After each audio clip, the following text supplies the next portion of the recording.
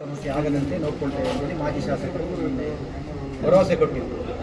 ನೋಡಿ, ಅವರು ಮಾಜಿ ಶಾಸಕರು ಯಾವ ಆಧಾರದ ಮೇಲೆ ಇದನ್ನು ಹೇಳಿದ್ದಾರೆ ಅಂತ ಗೊತ್ತಿಲ್ಲ. ಇಲ್ಲಿಯೂ ಕೂಡ ಗ್ಯಾಸ್ ಇಲ್ಲ.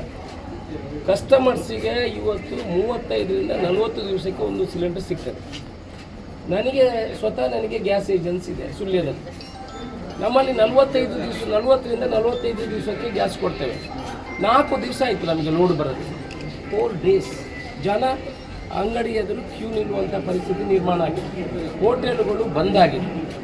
ಯಾವ ಹೋಟೆಲ್ಗಳಲ್ಲಿ ಕೂಡ ನಾವು ಮೊನ್ನೆ ಕಂಬಳದ ಹೋಟೆಲ್ ಹಾಕಲಿಕ್ಕೆ ನಾವು ಎಲ್ಲಂದ್ರೆ ನಾವು ಕಾಡಿ ಬೇಡಿ ತಂದು ಅವರಿಗೆ ಗ್ಯಾಸ್ ಮತ್ತು ಕೊಟ್ಟ ನಂತರ ಅವರು ಹೋಟೆಲ್ ಮಾಡಿರ್ತಾರೆ. ಯಾರಿಗೂ ಕಮರ್ಷಿಯಲ್ ಸಿಲಿಂಡರ್ಗಳಿಲ್ಲ.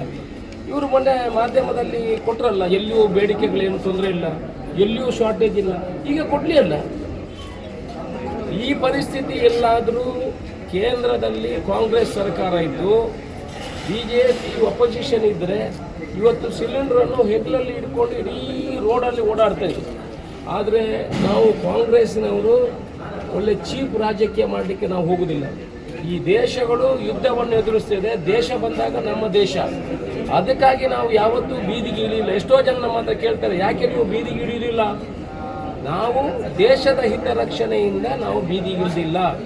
ಆದರೆ ಗ್ಯಾಸ್ ಸಪ್ಲೈ ಮಾಡೋದು ಯುದ್ಧಕ್ಕೂ ಏನು ಸಂಬಂಧಗಳು ಕಡಿಮೆ. ಅಷ್ಟು ಈಗ ಒಂದು ಯುದ್ಧ ಆಗೋದು ಬೇರೆ ಬೇರೆ ದೇಶದಲ್ಲಿ. 2 ದಿವಸದಲ್ಲಿ ನಮ್ಮ ಹತ್ರ ಗ್ಯಾಸ್ ಶಾರ್ಟೇಜ್ ಆದರೆ ನಾನು ಹೇಳೋದು, ಭಾರತ ದೇಶ ಇನ್ನೊಂದು ದೇಶದ ಯುದ್ಧ ಮಾಡಿದರೆ ಏನಾಗ್ಬೋದು ಪರಿಸ್ಥಿತಿ? ಹಾಗಾದರೆ ನಮ್ಮ ಹತ್ರ ಸ್ಟೆಬಿಲಿಟಿ ಇಲ್ವಾ? ನಮ್ಮ ಹತ್ರ ಸ್ಟಾಕೇ ಇಲ್ವಾ? ನಾವು ಏನು ತಯಾರಿ ಇಲ್ವಾ? ಎಷ್ಟು ಹೇಳಿದ್ರೆ ಏನು? ಊಟ ಮಾಡಲಿಕ್ಕೆ, ಕುಡಿಲಿಕ್ಕೆ ನೀರು, ಕರೆಂಟು ಇದು ಇಲ್ಲದಿದ್ದರೆ ಏನು ಯುದ್ಧ ಮಾಡಲಿಕ್ಕೆ ಆಗ್ತದ? ನಾನು ಹೇಳುವಂಥದ್ದು, ಇವರು ಮಾಧ್ಯಮದ ಮುಂದೆ ಹೇಳುವಾಗ ಸ್ವಲ್ಪ ಆಲೋಚನೆ ಮಾಡಿ ಹೇಳಿ ಸ್ವಾಮಿ. ಸರಿ, ಯಾವುದು ತೊಂದರೆಗಳಾಗಿದೆ, ನಾವೆಲ್ಲ ತೊಂದರೆಗಳನ್ನು ಫೇಸ್ ಮಾಡಲಿಕ್ಕೆ ರೆಡಿ ಇದೆ. ಹೋಟೆಲ್ನವರು ಉದ್ಯೋಗ ಇಲ್ಲದೆ ಎಲ್ಲೆಲ್ಲಿ ಹೋಗುವಂಥ ಆಟೋ ಚಾಲಕರು ಗ್ಯಾಸ್ ಇಲ್ಲದೆ ಪಡೆದಾಡುವಂಥ ಪರಿಸ್ಥಿತಿ ಬಂದಿದೆ. ಆದರೂ ಎಲ್ಲಿಯೂ ತೊಂದರೆ ಇಲ್ಲ, ನಾವು ಬೇಕಾದಷ್ಟು ಕೊಡ್ತೇವೆ. ಯಾಕೆ ಮಿಸ್ಗೈಡ್ ಮಾಡ್ತೀರಾ? ಇದ್ದದನ್ನು ಇದ್ದಾಗೆ ಹೇಳಿ. ನಾವೇನು ಯುದ್ಧದ ಸಮಯದಲ್ಲಿ ಈ ಥರದಲ್ಲಿ ನಾವೇನು ಸ್ಟ್ರೈಕಿಗೆ ಹೋಗುವುದಿಲ್ಲ. ಆದರೆ ಗ್ಯಾಸ್ ಕೊಡುವಂಥದ್ದು ಏನು ಯುದ್ಧಕ್ಕೂ ಅದಕ್ಕೆ ಸಂಬಂಧಗಳಿಲ್ಲ. ಬೇರೆ ದೇಶದಿಂದ ತರಿಸಿಕೊಡ್ಬೋದು. ಅದು ನಮ್ಮಲ್ಲಿ ಮಾತ್ರ ಯಾಕೆ ಶಾರ್ಟೇಜು? ಇಲ್ಲಿ ಕಡೆ ನಾನೀಗ ಎಲ್ಲ ಆಫೀಸರ್ಗಳ ಹತ್ರ ಮಾತಾಡಿದೆ, ಗ್ಯಾಸೇ ಬರ್ತಾ ಇಲ್ಲ, ಪ್ಲಾಂಟಲ್ಲೇ ಗ್ಯಾಸ್ ಇಲ್ಲ ಅಂತ ಹೇಳಿದ್ರೆ ಏನು ಮಾಡಲಿಕ್ಕೆ ಆಗ್ತದೆ? ದಯಮಾಡಿ ಕೇಂದ್ರ ಸರ್ಕಾರ ಇದಕ್ಕೆ ಸರಿಯಾದ ಒಂದು ಕ್ರಮವನ್ನು ತಗೊಳ್ಬೇಕು. ಎಲ್ಲೆಲ್ಲಿ ಗ್ಯಾಸ್ ಇಡೀ ರಾಜ್ಯದಲ್ಲಿ ದೇಶದಲ್ಲಿ ಶಾರ್ಟೇಜ್ ಇದೆ. ಆನಂತರ ಇದರ ಜೊತೆಗೆ ನಿಮಗೆ ರಸಗೊಬ್ಬರ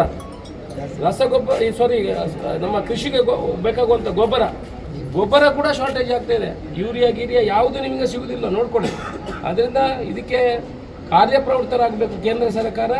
ಎಲ್ಲ ವ್ಯವಸ್ಥೆಗಳನ್ನು ಮಾಡಬೇಕು. ರೈತರಿಗೆ ತೊಂದರೆ ಆಗಬಾರ್ದು, ಗ್ಯಾಸಿನ ತೊಂದರೆ ಆಗಬಾರ್ದು. ಕೂಡಲೇ ವ್ಯವಸ್ಥಿತ ಈ ಥರ ಸುಳ್ಳು ಹೇಳಿಕೆಗಳನ್ನು ಕೊಡುವುದು ನಮ್ಮ ಲೀಡರ್ಗಳು ಸ್ವಲ್ಪ ನಿಲ್ಲಿಸಬೇಕು.